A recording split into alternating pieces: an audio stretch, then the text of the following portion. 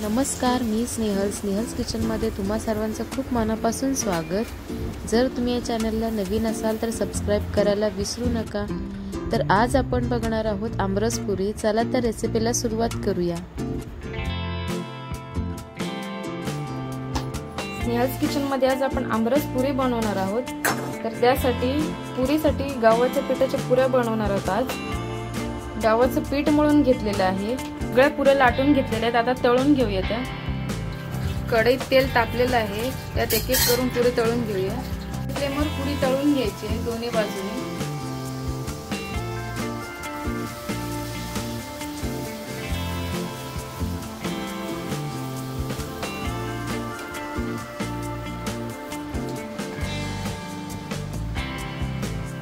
या पद्धतीने सगळ्या पुऱ्या तळून घेऊया।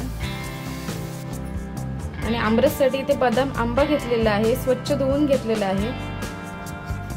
सुरीच्या साहाय्याने कट करून घेऊया आंबा।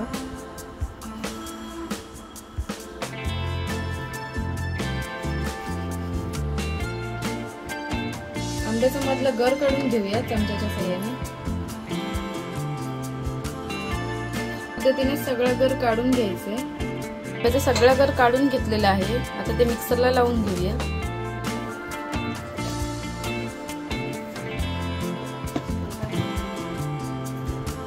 आंब्याचा गर मिक्सरला काढून घेतलेला आहे, त्यात अर्धी वाटी साखर टाकून घेऊया। तुम्ही तुमच्या आवडीप्रमाणे कमी जास्त गोड करू शकता। एकदा परत मिक्सरला लावून घेऊया। ते बघू शकता इथे आमरस थोडं घट्ट झालेलं आहे। थोडं त्यात दूध टाकून घेऊया। तुम्हाला जेवढं पातळ घट्ट हवे तुमच्या आवडीनुसार तुम्ही करू शकता। परत एकदा मिक्सरला फिरवून घेऊया। आमरस तयार झालेला आहे, ते एका भांड्यात काढून घेऊया।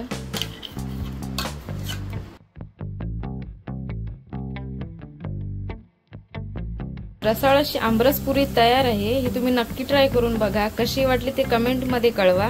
हा व्हिडिओ आवडला असेल तर लाईक, शेअर, सबस्क्राइब करायला विसरू नका। भेटूया पुढच्याच नवीन रेसिपीज मध्ये। तोपर्यंत स्वस्त रहा, मस्त रहा। धन्यवाद।